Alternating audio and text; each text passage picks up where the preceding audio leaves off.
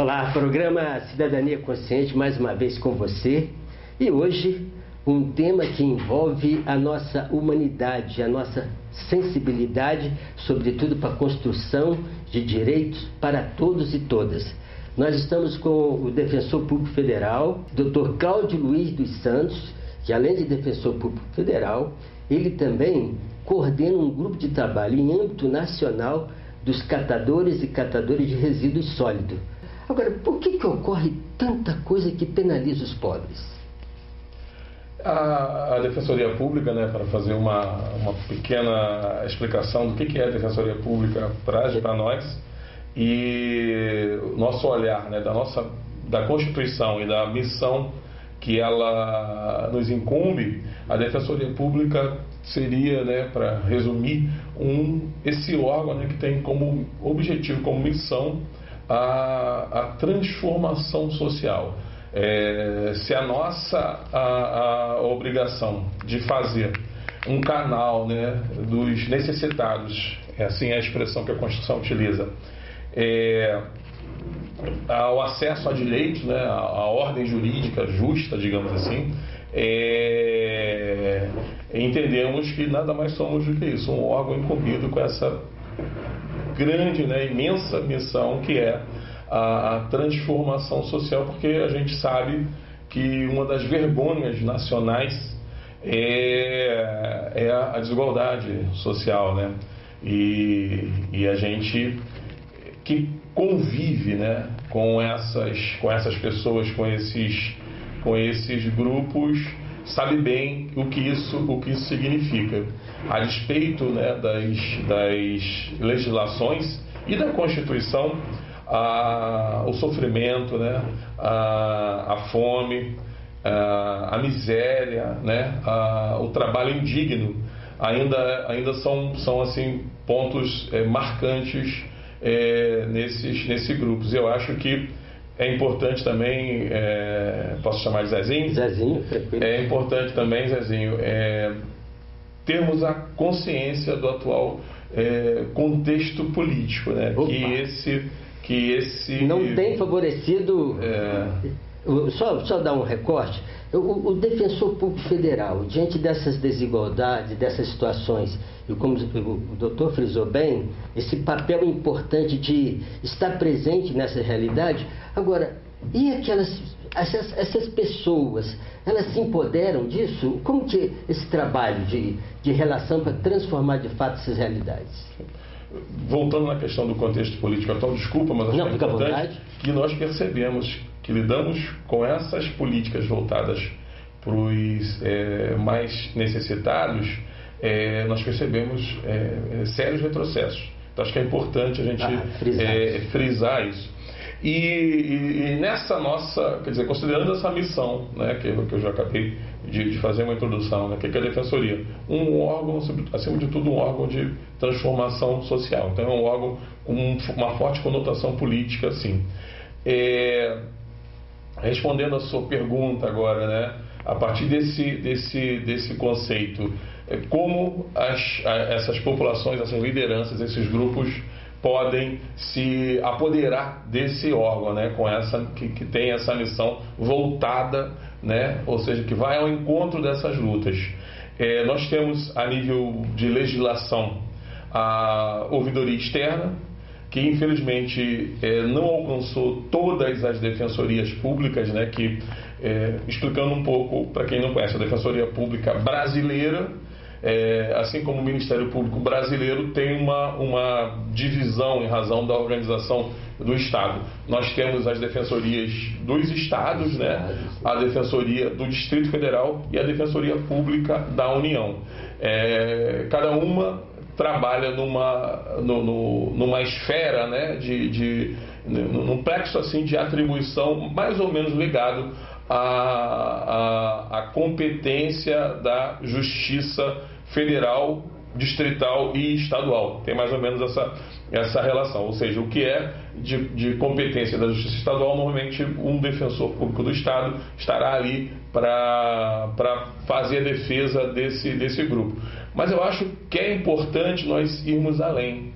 Eu, em razão, sobretudo desse contexto político atual, eu não tenho esperança de grandes mudanças dentro do próprio sistema, né? Dentro do sistema. Eu me vejo, quando eu, por exemplo, estou alimentando esse sistema numa função mais burocrática, eu me vejo muito próximo de um opressor daquelas pessoas que eu, na verdade, ao contrário do que está na Constituição, eu deveria defender.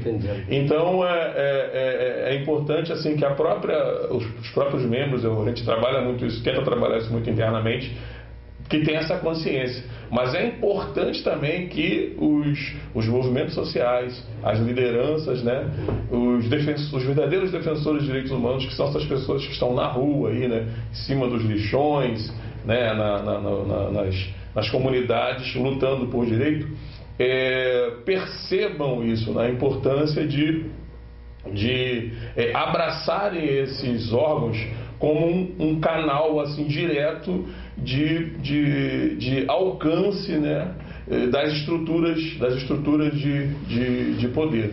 Você fala uma coisa muito interessante, só para você que está nos assistindo compreenda.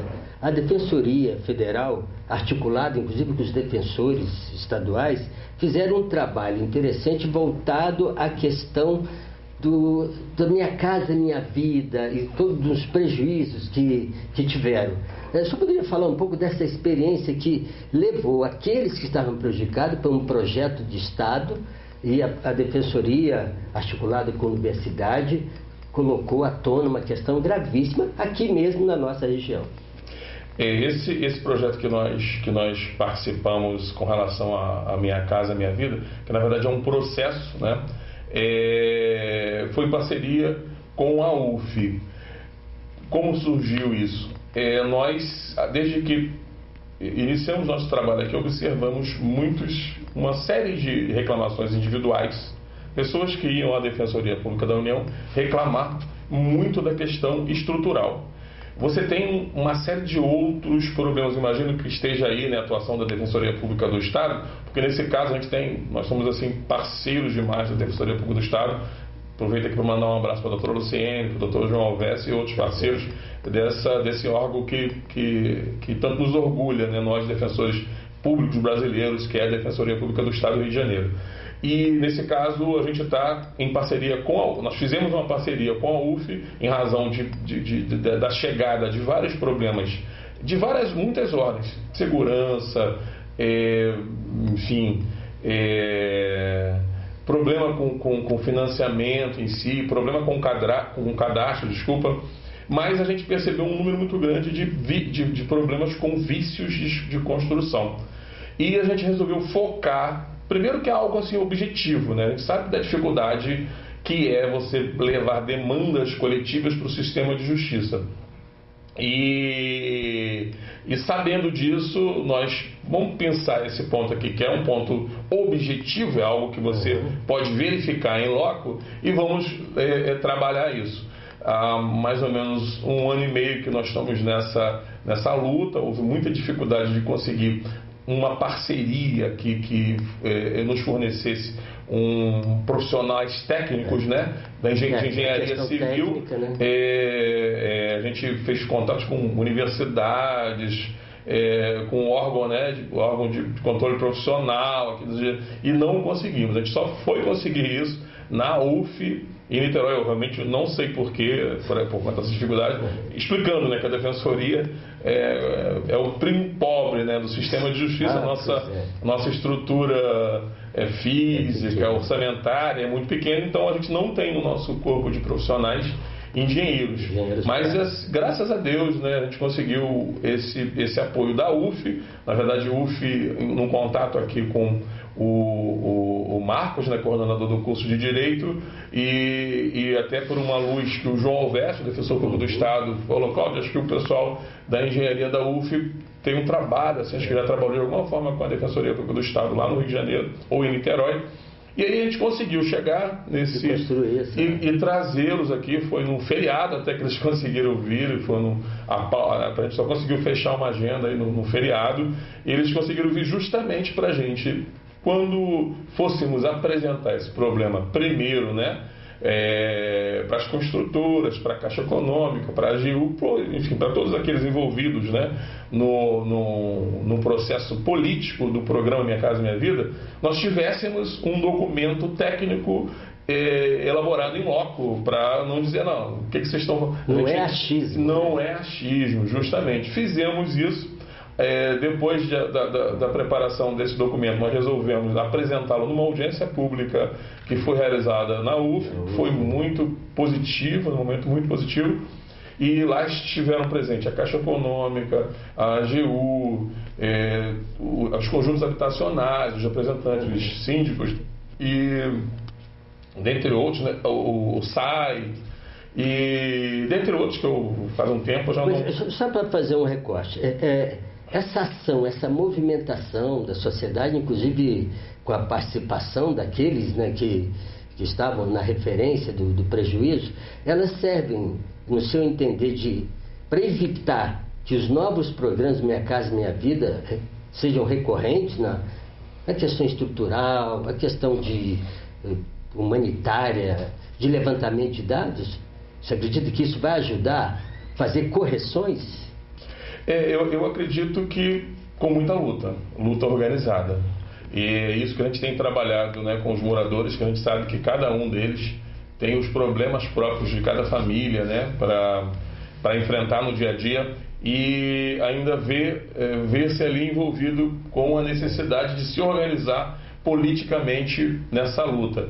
E esse processo ainda não terminou, porque, por incrível que pareça, né, após essa audiência pública, após a apresentação desse documento à Caixa Econômica e às construtoras, a gente recebeu uma resposta da Caixa até que eu não entendi, que praticamente desconsiderou, né, o teor daquele documento. Enfim, é uma luta ainda que está sendo travada, mas ela serve para trazer a consciência dessas pessoas que não basta o direito legislado, né? É preciso que, para a transformação, que haja organização e luta, né? Acho que essa é uma lição que a gente está... Em cada processo nós aprendemos, e esse é mais um processo que aprendizado. Pois é, a conversa está muito boa, nós precisamos chamar o intervalo, lembrando que esse programa é oferecido pelo Sindicato dos Trabalhadores em Construção Civil, através do seu presidente, Sebastião Paulo. Um breve intervalo, voltamos daqui a pouco.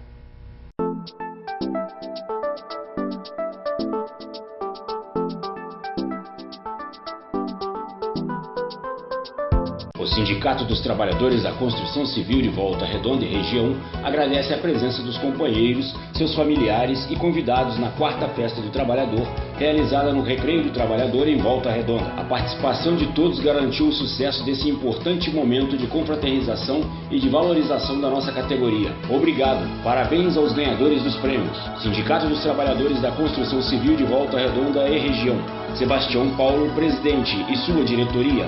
Juntos continuaremos fortes.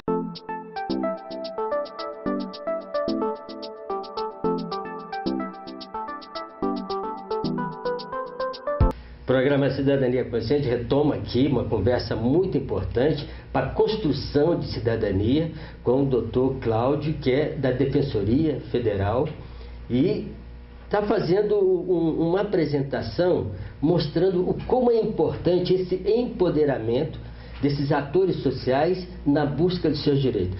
Doutor, me chamou a atenção que o senhor vem trabalhando em âmbito nacional num coletivo, um grupo de trabalho que foca a questão dos catadores e catadoras. Qual o objetivo desse grupo de trabalho, na verdade? Nós temos um grupo de trabalho, né, que tem esse nome, Catadores e Catadoras, mas porque a missão é grande, não só na extensão das palavras, mas também do que a gente tem nos ombros, né, que é a tentativa de transformar a realidade dessas pessoas a partir de uma política pública, né, de uma decisão política que já existe na Lei 12.305 de 2010, mas a gente sabe que entre o que está na legislação e a realidade há muito a se fazer, e com as catadoras e os catadores não é diferente. A gente tem lutado muito aí, né, com uma luta, na verdade, em paralelo àquela luta, né, do próprio movimento nacional, que é assim o catador é o grande protagonista desse processo. Essa legislação é uma vitória, né, das catadoras e dos catadores. Só que é uma pequena vitória que precisa alcançá-los na realidade do dia a dia. E a gente briga por isso. Para falar num aspecto mais recente, nós conseguimos, né, em parceria com a Defensoria Pública do Estado, aqui em Volta Redonda, que eles fossem efetivamente contratados, né? Antes eles viviam num quase assistencialismo. A gente conseguiu transformar isso numa formalidade, num contrato formal, que tem enfrentado, né, bastante problemas ainda para adequação, mas foi um primeiro passo que a gente reputa importante desde que avancemos. E numa questão envolvendo o lixão, que é uma outra realidade importante nessa questão da política dos resíduos sólidos, a gente está tendo uma situação, um problema, né, que eu posso assim dizer, em Brasília, né, que é o centro do poder, e tem hoje, né, o maior lixão da América Latina, que chama... Em Brasília? Em Brasília. E ali, infelizmente, a gente não está conseguindo tirar o que nós esperávamos, né? Um exemplo para o resto do país, até porque está em Brasília, e o Brasília é o centro do poder, né? Está ali o Congresso Nacional, enfim, a Presidência da República, o Senado Federal. E o que acontece nessa relação, né? Você tem, pegando o exemplo de Brasília, o maior lixão da América Latina, com 2.500 famílias vivendo dessa atividade. A política pública, né, a lei da Política Nacional de Resíduos Sólidos, determina, na nossa visão, que essas pessoas sejam incentivadas, né, para trabalharem organizadas em associações ou cooperativas. Em boa parte estão, por exemplo, lá em Brasília é assim, mesmo no lixão tem muitos catadores avulsos, que nós chamamos, que aqueles que não estão associados ou não são cooperados, mas uma boa parte já organizada dessa forma. E a legislação tem essa fase da incubação, da preparação, do incentivo, que essas pessoas de fato se organizem dessa forma. Para quê? Para que elas, após o encerramento, né, dessa atividade no lixão, elas continuem na chamada economia do lixo, continuem tirando seu sustento daquela situação que antes informal, no lixão, e o Estado trazendo para a formalidade, não trate como lixo também os catadores, né? Agora a gente vamos deixar de jogar tudo para o aterro sanitário, né? Que é a ideia, tirar do lixão e criar o aterro sanitário, mas os catadores teriam que ser incluídos no processo. Mas esbarra numa questão de mercado, de interesses privados, porque lixo é negócio. E como é que a Defensoria é uma briga forte? Uma briga forte, nós e ao lado dos catadores ali tentando vencer essa disputa, que é, acima de tudo, uma disputa política, porque a gente entende que a lei, no campo da legislação, já conseguiu-se esse avanço, mas é preciso que a administração pública, no caso que a gente está trazendo aqui o exemplo do lixão da estrutural no Distrito Federal, era preciso que o GDF também se apropriasse da legislação e fizesse essa inclusão antes do encerramento. É importante, Zezinho, dizer que, por mais que a atividade no lixão seja uma atividade insalubre, penosa e até perigosa, a gente sabe disso, mas a gente não cair na armadilha de entender que temos que fechar o lixão a todo custo, independentemente do que faremos com os catadores e com as catadoras, que são pessoas que sobrevivem daquela situação. A realidade é ruim, tem todo esse problema que a gente acaba de sinalizar, tem, mas é da onde eles tiram o seu sustento.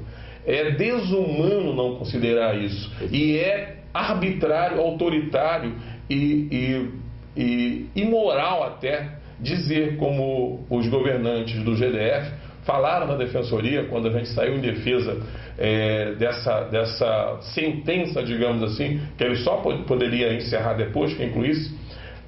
Normalmente quem é contrário diz, não, a Defensoria lá quer que essa situação continue. Não é isso. A gente não quer que essa situação, eu sempre uso esses espaços públicos para dizer isso, a gente não quer que essa situação continue. A gente quer que os resíduos sólidos sejam tratados de forma ambientalmente adequada. Mas antes, todo catador que sobrevive daquele processo precisa estar incluído. Eles não podem, de uma hora para outra, perder, né, o ganha-pão. Essa defesa é a defesa que esse programa vem fazendo, vem debatendo da pessoa humana em todos os seus direitos. Mas só para a gente avançar, esse grupo de trabalho, ele na verdade já é um sinal importante de atuação permanente, mas também tem outras áreas. Eu sei que algum trabalho em Angra, na região... Da região sul-fluminense, um projeto que nós chamamos a Defensoria vai onde o povo pobre está. É dentro de um projeto da Defensoria Pública da União em Brasília, um projeto nacional que chama Defensoria para Todos, e nós, como braço desse projeto, criamos esse projeto aqui na região sul-fluminense. Voltando naquele ponto que eu acho que é importante, né? O problema não é o ser humano. O problema hoje, como a gente tem ouvido falar muito aí nas mídias, né? Na mídia majoritária, não é o povo brasileiro. A solução é o povo brasileiro. Eu acho que a gente está passando por um momento que o problema é o povo brasileiro, o povo pobre. A solução é o povo brasileiro. Então, acho que assim é a questão das catadoras e dos catadores. Eles, na verdade, cumprem um trabalho que o poder público deveria fazer, porque a coleta seletiva é uma obrigação do poder público, e isso ao longo de anos e anos. E não pode, no momento da formalização, da resolução da questão do lixão, ficar de fora. Acho que é basicamente isso. Voltando ao projeto aqui da DPU de Volta Redonda, né, na região sul-fluminense, nós, há 1 ano e meio, elegemos alguns, trabalhando, né, com Fórum Justiça, né, com conhecimento, já que alguns parceiros tinham aqui da região, soubemos por exemplo, da existência da comunidade quilombola, né, do Alto da Serra, Elídice, da comunidade quilombola de Santana Coatis, de um lixão, né, ou aterro sanitário de Resende, da comunidade quilombola São José, lá, né, com Toninho Canecão, dos caiçaras, mais recentemente, a partir desse ano, algumas tribos indígenas, né? E a gente pensou esse projeto no sentido de criar uma espécie de canal de comunicação numa agenda anual, né?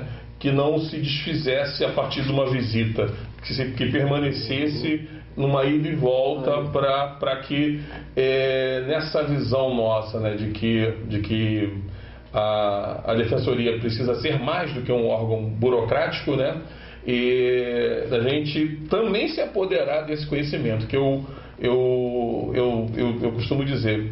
Quando você passa no concurso, está na Constituição e você leu na Lei 132 um monte de coisa bonita que, na verdade, a gente tira dali, né? O defensor a Defensoria é um órgão de transformação social, o defensor e você é um defensor de direitos humanos. Mas eu não concordo com isso. Eu acho que nesse processo de vida na carreira, você pode até o final se forjar mas o verdadeiro defensor de direitos humanos é aquela liderança lá dos catadores que às vezes até escreve com sangue, né? A história dessa política é uma política de história com suor e sangue, né?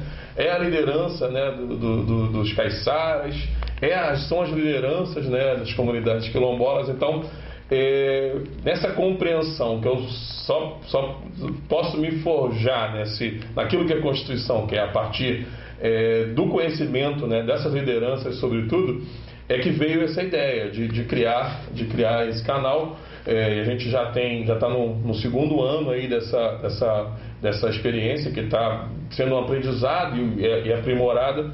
E por ocasião, inclusive, agora inauguração da nova sede da Defensoria, a gente está fazendo o contrário, né? Está tentando trazê-los, né, para um evento que eu chamei Defensoria do Povo, que é justamente uma mesa, né, composta por essas lideranças. A gente vai convidar as autoridades, a imprensa que está convidada, né? Aqui, esse programa irá ao ar antes dessa inauguração. Podia dizer a data. 1º de dezembro, às 16 horas. Né? O nosso espaço é pequeno, mas enfim, mas a imprensa está convidada para divulgar isso, que é uma espécie de continuação ou parte desse projeto, né? Nós criamos esse canal, criamos essa ponte, né, entre Defensoria e essas comunidades, e essas comunidades são, de fato, na nossa visão, a razão de ser da nossa atuação e o nosso olhar. O nosso trabalho não pode ser prestado de forma dissociada daquele pleito, né, do pleito deles, na visão deles, né? Com brevidade, eu queria que o senhor falasse um pouco da sua relação com o judiciário, porque o judiciário, há setores avançados e há setores extremamente conservadores. E do jeito que o senhor fala, dessa intervenção, né, da sociedade organizada, não cria um conflito nas suas defesas?